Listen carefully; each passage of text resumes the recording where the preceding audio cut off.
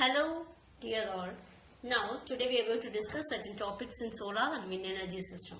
Okay, so today we are going to discuss certain topics in solar thermal collectors and the observers. Okay, so this is actually what is a solar thermal collector? It's a special kind of heat exchangers.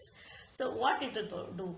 It will collect or transform the solar radiation and it will be converting into the internal energy of the transport medium. Okay, so the main components we'll be seeing in the coming slides. What it is? A collector is a device which is observing the incoming solar radiation and converting it to heat. Okay, so this heat will be transferred into a fluid. It can be air, water or oil, and this will be flowing through the collector. The solar energy which is being collected is being carried by the circulating fluid. Okay, either directly to the hot water or space conditioning equipment. From that you can transport it or carry away to your thermal energy storage tank, and it can be used at night or cloudy days. So you can use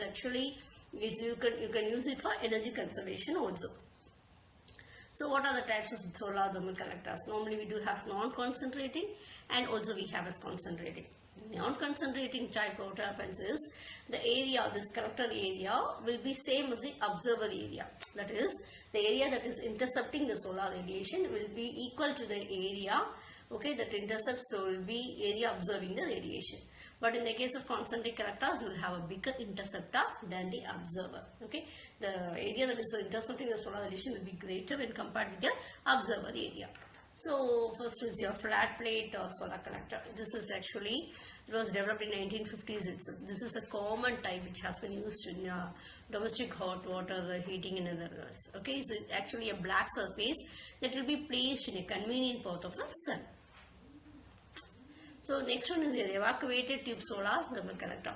This is built to reduce the convective and heat conduction losses. Okay, it will have two glass tubes and outer tube will be made of a strong transparent glass. Okay, so it can withstand any change in climatic conditions. One inner tube will be made of glass. It will have but a special coating, okay, which is excellent for making it excellent in solar heat absorption, and actually the heat reflection properties, heat reflection will be minimized. So the air will be evacuated from the space between the two glass tubes and a vacuum will be formed. You can see this. Okay, you will have an evacuated pipe and you will have a heat pipe over there, and the header pipe will be located in this. Okay, you have a mounting frame which has a setup. So what are the components? You have a dark flat plate observer. You have a transparent cover that is reducing the heat losses, that is called as a glazing. You will have a heat transport fluid, okay, and a heat insulated backing, a flow passage and an enclosure. We will now see what is observer plate.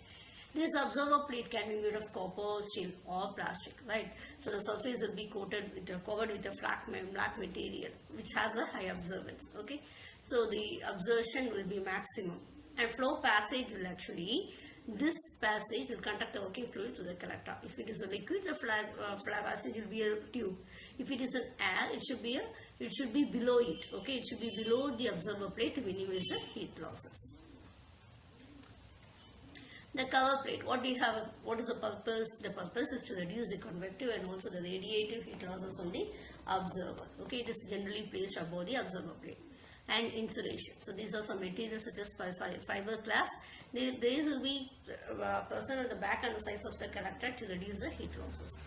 Enclosure will be a box that the collector is enclosed in holes that is used for holding the components together. It has to be protected from different weather conditions, isn't it? For that, and also we have to make it installed in a room. For that, we do have an enclosure. You can see this solar radiant. Okay, the observing plate, and you are having insulation, and you are having flow tubes and a frame which is supporting this. You will have a coolant inlet the left side, okay, and here you also have a cold outlet. Okay, this cross section is a cold fluid, warm fluid, sun heat fluid. Okay, this is a cross section of an observer plate. So a cover plate for the collector, you should have a high transmittance for your solar radiance. Okay, so normally it is made of glass only. Okay, so you know very well all glass are practically opaque to long wavelength radiations, and some plastic materials can be used because they are cheaper than glasses. Okay, and you can make it as very thin sheets, but they are not as durable as glass. Normally the enclosure totally will be made of steel and aluminium to prevent it from escaping. It will be preventing the heat from escaping to the back of the collector, and layer of insulation also will be placed behind the observer plate. So what it is? What is this actually? The sunlight will be passing through the glazing.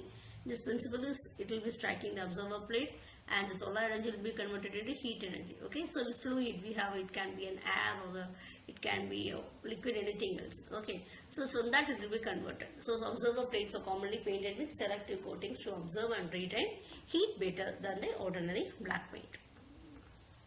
Okay, normally the observer plates will be made of metal only. Okay, it can be a copper or aluminium. Copper is expensive, but it is a very good conductor. Okay, so it will be placed where you are getting a local energies of solar energy. The thermal performance of a collector can be calculated by this formula. Useful energy gain is equal to energy absorbed by the collector minus the heat lost to the surroundings. So what the main purpose is, the heat energy is being collected, will be used for either domestic purpose we can use. So this is the main working principle of these collectors.